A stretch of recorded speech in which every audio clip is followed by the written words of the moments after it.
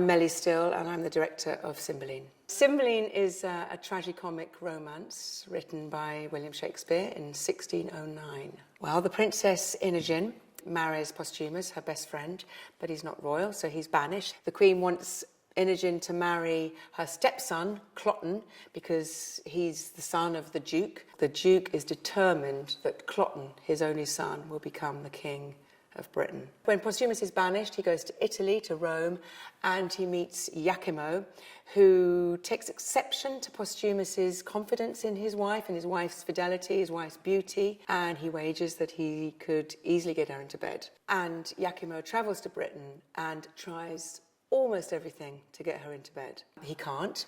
However, he has enough evidence to persuade Posthumus that he has managed to seduce her.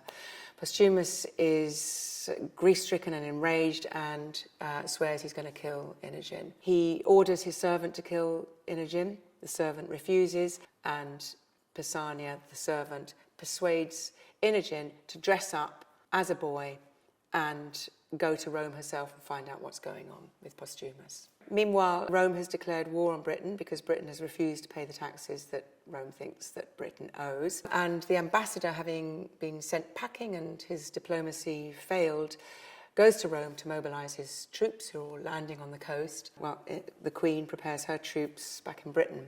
In Wales, though, Princess Imogen has got lost and takes refuge with an old man and his two grown-up children. It turns out that they're Imogen's lost brother and sister from 20 years ago.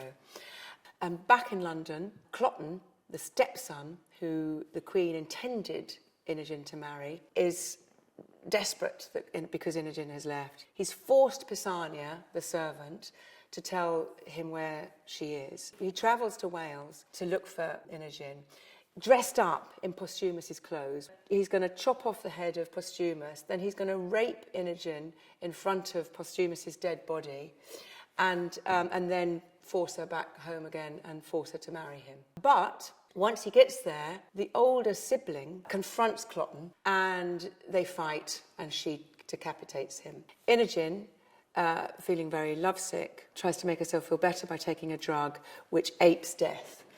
Her new family in Wales think she's dead and bury her next to Cloten. And then she wakes up and finds this body next to her, dressed in her husband's clothes, and assumes it's her husband. The ambassador to Rome, Caius Lucius, thinks that she's a boy because she's dressed up as a boy, and he takes him off as a new servant. Meanwhile, back in Britain, war is declared.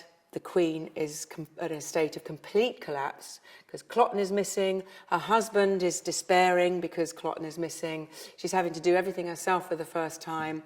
However, she rallies just in time and goes to war. The Britons are almost defeated in war, but then the Welsh family, the two siblings, Guideria and Arviragus, and the old man, alongside Posthumus, now fight against the Romans. The turn of events completely changes and the Britons find their courage and vanquish the Romans. The last scene is the kind of multi-revelationary scene where everyone comes together and finds out who's done what and where people have been, which is an extraordinary thing to behold.